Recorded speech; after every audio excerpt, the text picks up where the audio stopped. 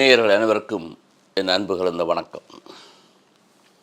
உறவல் என்ற பெரிய தலைப்பில் வாரம் ஒவ்வொரு உபதலைப்புகளில் பெரும்பாலும் நற்செய்தியை அடிப்படையாக வைத்து இன்றைய காலகட்டத்துக்கு ஏற்ற மாதிரி என்னுடைய சிந்தனைகளை உங்களோடு பகிர்ந்து கொண்டு வருகின்றேன். ஒரு அருமையான நற்செய்தியில் இருக்கிற எல்லாமே அருமையாக தான் இருக்குது. சிலது உன்னிப்பாக உறுதியாக இந்த காலகட்டத்துக்கு அவசியமாக தோன்றுகிறது. முதல்ல அதை படிக்கிறேன். திருச்சட்ட அறிஞர் ஒருவர் எழுந்து இயேசுவை சோதிக்கும் நோக்குடன், போதகரே, நிலை வாழ்வை உரிமையாக்கிக் கொள்ள நான் என்ன செய்ய வேண்டும் என்று கேட்டார். இவன் ஒரு அறிஞர், சட்ட நூல் அறிஞர், லாயர். இவனுக்கு சட்ட, ஆனால் இயேசுவை சோதிப்பதற்காக கேட்கப்பட்ட கேள்வி. இந்த கேள்வியை கேட்கும் பொழுது என்னுடைய அனுபவத்தை வச்சு சொல்கிறேன். விதிமுறையாளராகவோ அல்லது ஒரு டாக் எங்கேயாவது கொடுக்குற பொழுது 4 தரப்பட்ட கேள்வியை கேட்பார்கள். ஒன்று, மேலும் இதை பற்றி அறிய வேண்டும், இன்னும் தகவல்கள் தேவை என்று கேட்கும் கேள்விகள். இரண்டாவது, ஒரு மட்டம் தட்டும், பேசியவரை மட்டம் தட்டும் கேள்விகள். மூன்றாவது, எனக்கும் நிறைய தெரியும் என்று தங்களையே வளர்க்கக்கூடிய, தங்களையே எடுத்து சொல்லக்கூடிய, தங்களுக்கு விளம்பரம் தரக்கூடிய மாதிரியான கேள்விகள், அல்லது சில விளக்கங்களை நோக்கிய கேள்விகள். இப்படி 4 வகை கேள்விகள் இருக்குது. இது இயேசுவை மட்டம் தட்ட கேட்கப்பட்ட கேள்வி. ஏன்னா அவனுக்கு தெரியும், இயேசுவுக்கும் அது தெரியும். கேள்வியிலேருந்து புரியும் தானே. இப்போ நான் ஒரு வகுப்பறையில் நான் ஒரு டாக் கொடுக்குற பொழுது கேள்வி கேட்குற முறை, கேள்வியினுடைய தரம் எல்லாத்தையும் பார்க்குற பொழுது எப்படிப்பட்ட கேள்வி என்பதை நான் ஊற்றி அறிந்து கொள்ளலாம். அதற்கு எப்போ பதில் சொல்லலாம். இயேசு அதை அறிந்து கொண்டு பதில் சொன்னார், கேள்விக்கு கேள்வி. அதற்கு இயேசு, திருச்சட்ட நூலில் என்ன எழுதியிருக்கிறது, அதில் என்ன வாசிக்கிறீர்? ஒரு லாயர் தானே, சட்டத்தரணி தானே. அது இன்றைய ஜனாதிபதி சட்டத்தை எல்லா லோவும் தெரிஞ்சவர். அப்போ சார் நீ பாய்ச்சிருக்கிற தானே, நீ ஒரு சட்டத்தரணி என்ற மட்டில், சட்ட நூல் அறிஞர் என்ற மட்டில் வாசிச்சு தானே. சொல்லு, என்ன வாசிச்ச? அவனுக்கு ஒன்றும் சொல்ல, பதில் சொல்லித்தானே ஆகணும். அவன் மறுமொழியாக, உன் முழு இதயத்தோடும் முழு உள்ளத்தோடும் முழு ஆற்றலோடும் முழு மனதோடும் உன் கடவுளாகிய ஆண்டவரிடம் அன்பு கூறுவாயாக. உன்மீது அன்பு கூறுவது போல உனக்கு அடுத்திருப்பவர் மீதும் அன்பு கூறுவாயாக என்று எழுதியுள்ளது என்று சொன்னான். அதை நான் ஏற்றுக்கொண்டேன் என்னும் சொல்லையில், வாழ்கிறேன் என்னும் சொல்லையில், எழுதியிருக்கு. அப்போ எழுதியிருந்த அப்புறம் என்னை கேள்வி கேட்குற? நிலையான வாழ்வுக்கு அதுக்கு பதில் இருக்கே. சுமார் கேட்க வேண்ட கேள்வி, இவரை மட்டம் தட்ட வேண்ட கேள்வி. அவன் வாழ்க்கையில் ஒரு எந்த விதமான இன்ட்ரெஸ்ட்டும் வச்சு கேட்ட மாதிரி தெரியல. இயேசு சொன்னார், சரியாக சொன்னீர், கரெக்ட், நான் இப்படி சொல்லிக்கிறேன், நீ சொன்னது சரி, அப்படியே செய்யும், அதை போய் வாழு, சும்மா கேள்வி கொண்டு இருக்காத. அப்பொழுது வாழ்வி, நிலையான வாழ்வு வாழ்வு. இப்போ இந்த சட்டத்தரணிக்கு ஒரு பிரச்சனை வந்துட்டுது. இப்படி நான் மடக்கிட்டாரே. அப்போ இன்னொரு கேள்வி கேட்டான், என் அயலவர் யார்? அவனுக்கு தெரியாதா? உண்மையிலே அவனுக்கு அயலவர் யாருன்னு தெரியாதா? இயேசு இந்த மாதிரியான சந்தர்ப்பங்களில், நான் என்னுடைய இன்றைய மொழியில் சொல்கிறேன், நான் அப்படி இயேசு செய்தாருன்னு நான் சொல்லிடுறேன். என்ற மொழி சொல்கிறேன், சரியான இடத்துல அடி போடுவார். அதுக்கு ஒரு சரியான அழகான ஓமையே சொல்லுவார். இங்கே தான் நடந்தது. அவர் ஒரு உவமையை உருவாக்கி அவனுக்கு சொன்னார். எப்படி சொன்னார்? இப்போ எங்களோட காலகட்டத்தை வச்சு சொன்னால், யாழ்ப்பாணத்துலேருந்து பருத்துறைக்கு ஒருத்தர் போகிறார், ஒரு பணக்காரன் போகிறார், காரில் போகிறார், பணம் இருக்குது, நகையெல்லாம் போட்டு. இப்போ மேல்நாட்டிலேருந்து வாங்க 4 விரலே 3 மோதிரம் போட்டிருப்பான், 8 மோதிரம் போட்டிருக்கான்ப்பா, எல்லாம் மினுங்குது. அப்படி தான் போகிறார் பருத்துறை. போகிற வழியில் வெள்ளையில் அவ்வளவு சனமாக இல்லாத நேரம் வாள் வீச்சுக்காரன் வந்து மறித்து எல்லாத்தையும் எடுத்து அடித்து ஆளை விட்டு போயிட்டாங்க. குற்றுயிராக இருக்கிறார். அதில் ஒரு குருவானவர் வரார். ஒரு யாழ்ப்பாணம் போகிறவரோ அல்லது பருத்தரை போகிறவரோ தெரியாது, போகிறார். அவர் இதை பார்த்துட்டு டைமை பார்த்தார். பூசை ஒன்றுக்கு 8 மணிக்கு. இதில் நான் மினக்கடை நேரம் இல்லை போயிட்டேன். எல்லாரும் யூதர்கள். இவர் எல்லாருமே அந்த சட்டத்து வல்லுநரும் யூதர் தான், இவர்களும் யூதர்கள் தான். இன்னொருவர் வந்தார், அவர் மரக்கல்வி ஆசிரியர் வைப்போமே, லீவாயிட். அவரும் அவசரமாக போயிட்டு பார்க்காம போயிட்டார்.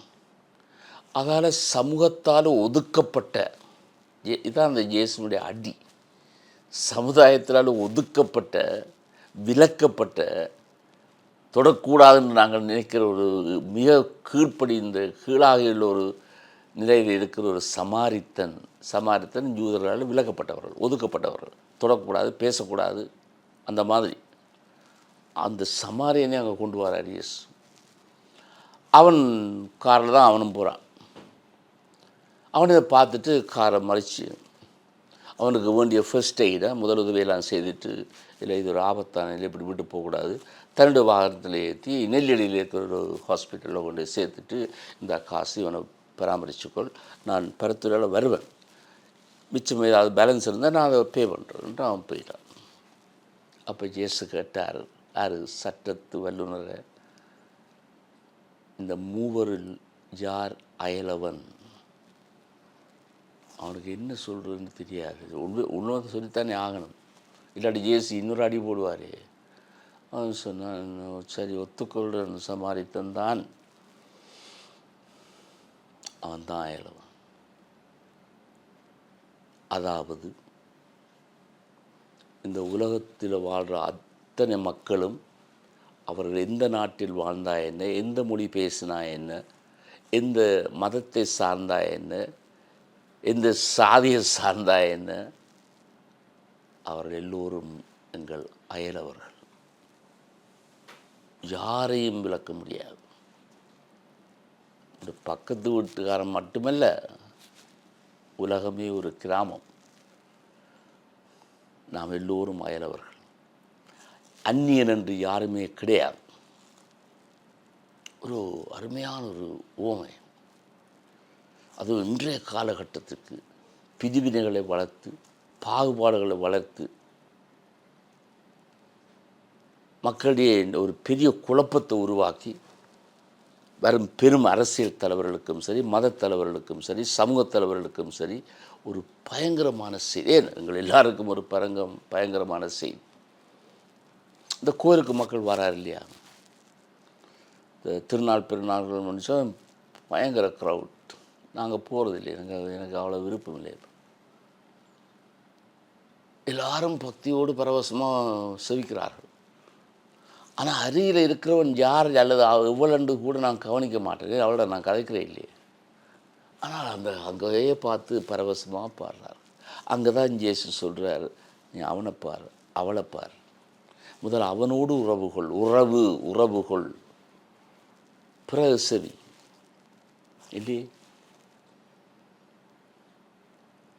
இப்போ இந்த காலத்துக்கட்டத்தில் நாங்கள் எல்லாரும் செம்மணியை பற்றி தான் சிந்திக்கிறோம், கேட்குறோம், கவலைப்படுறோம். இப்படி எங்களுக்கு நடந்துட்டதே, இந்த உலகத்தில் எங்களுக்கு நீதி இல்லையா என்று அழுகிறோம், உண்மையாக அழுகிறோம். ஆனால் எங்களுக்கு அயலில் இருப்பவர்கள் யார்? இந்த நாட்டில் இருக்கிறவனே அயலவனாக இல்லாமல் அந்நியனாக மாறுகிறானே. அது ஒரு குழப்பம் வந்து தானே. ஒரு அருமையாக, ஒரு நல்ல விதமாக, ஒரு பண்போடு அமைதியாக நடந்த ஒரு அது ஸ்ட்ரைக்குன்னு சொல்ல முடியாது, ஒரு போராட்டம், ஒரு அமைதியான போராட்டம். எங்களுக்கு நீதி வேண்டும். அதையே குழப்பினது யார்? தமிழன் தான்.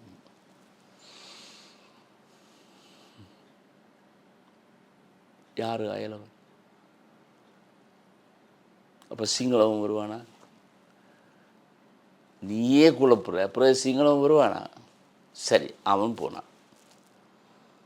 எங்கிட்ட 1000 ஒரு குரல் கொடுத்தார் செம்மணிக்காக. தென்னகத்தில் கேட்க இல்லையா? எல்லாம் நீங்கள் பறிப்பூசை ஆராதனை வைக்கிறீங்க, வழிபாடு வைக்கிறீங்க, 1000 பூசை வைக்கிறாரு, 1000 கூட்டு திருப்பலி நடத்துகிறீங்க. ஒரு 1000 இங்கே வந்தாரா? சில குருக்கள் இங்கே வந்தார்களா? சில துறவிகள் இங்கே வந்தார்களா? இப்படி நடந்ததா?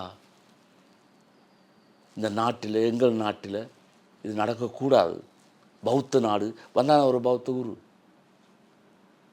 ஏன் வரை இல்லை? அந்நியன், அயலவன் அல்ல, நீ அந்நியன்.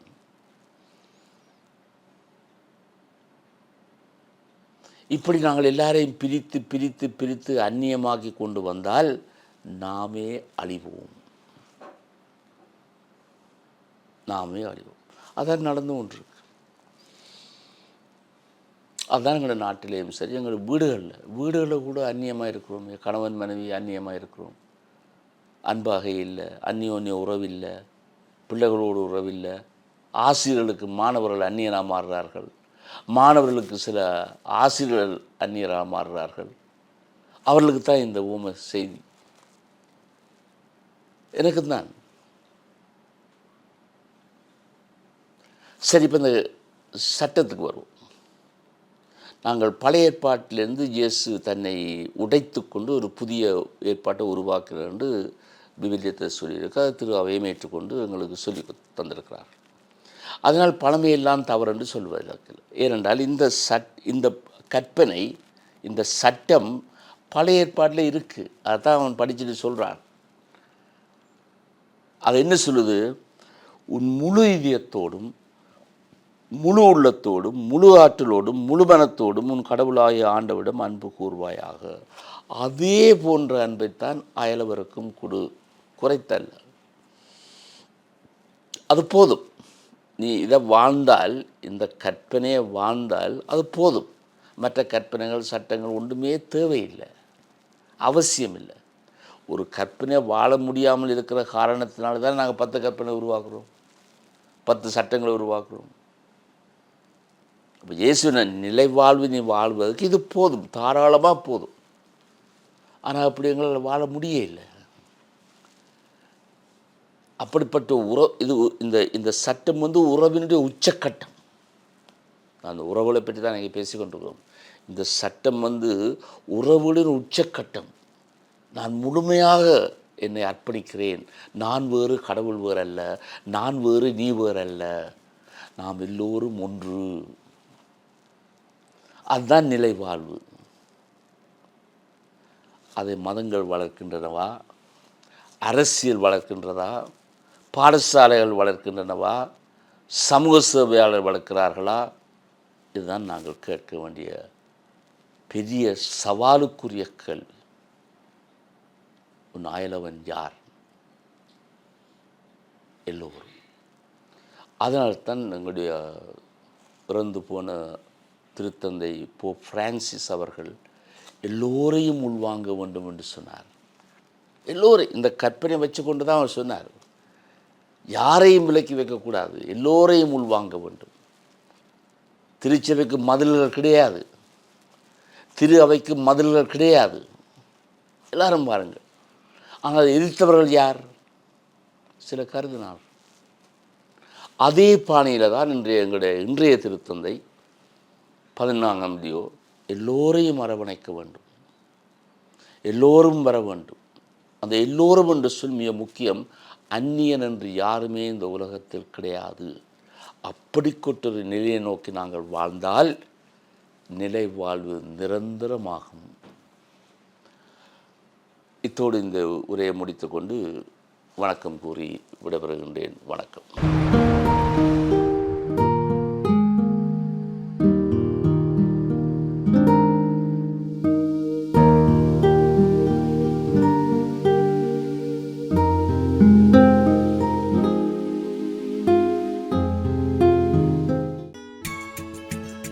ஹோலி மேடையில் புத்தம்புது நிகழ்ச்சிகளை உடனுக்குடன் பார்த்து மகிழ எமது ஃபேஸ்புக் மற்றும் யூடியூப் பக்கத்தை லைக் செய்யுங்கள்.